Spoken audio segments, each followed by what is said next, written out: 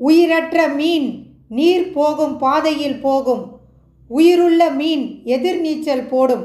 மனமும் மதியும் உனக்கு படைத்தது வாழ்க்கை என்னும் கடலில் எதிர்நீச்சல் போட, நீர் போகும் பாதையில் போவதற்கல்ல. போலியான பேச்சின் மூலம் நல்லவன் என்ற பெயரை அடைவதைக் காட்டிலும் வெளிப்படையான பேச்சில் நீ கெட்டவனாய் பெயர் சூட்டப்பட்டாலும் அது உத்தம செயலே. விலகி போனதை விட்டு விடுங்கள், விரும்பி சென்றதை மறந்து விடுங்கள். வருந்தி நிற்பதால் திரும்ப கிடைப்பதில்லை. தொலைந்ததை மட்டும் தேடுங்கள், கிடைத்ததை எண்ணி மகிழுங்கள். மௌனமாய் இருந்து பார், பிரச்சனைகளுக்கு தீர்வு கிடைக்கும். மகிழ்ச்சியாக இருந்து பார், பல பிரச்சனைகள் காணாமல் போய்விடும்.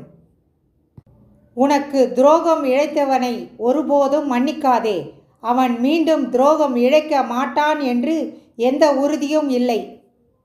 நீ விரும்பியதை பிறருக்கு கொடு. அதன் பொருள் என்னவென்றால், நீ பிறரிடம் எதிர்பார்க்கும் அன்பு, மரியாதை போன்றவைகளை பிறர் எதிர்பார்க்கும் முன் கொடுப்பேயானால் உனக்கானது உன்னை தேடி வரும். வாழ்க்கையில் நீ சந்திக்க நேரிடும் ஒவ்வொருவரும் உனக்காக அனுப்பப்பட்டவர்களே. வேண்டியவர், வேண்டாதவர், தெரிந்தவர், தெரியாதவர் என்று யாரும் இல்லை. உன் வாழ்வில் அவர்கள் வருவதற்கும் அதனால் விளையும் நன்மை தீமைகளுக்கும் காரணம் உனது பூர்வ ஜென்ம கர்ம வினைகளே.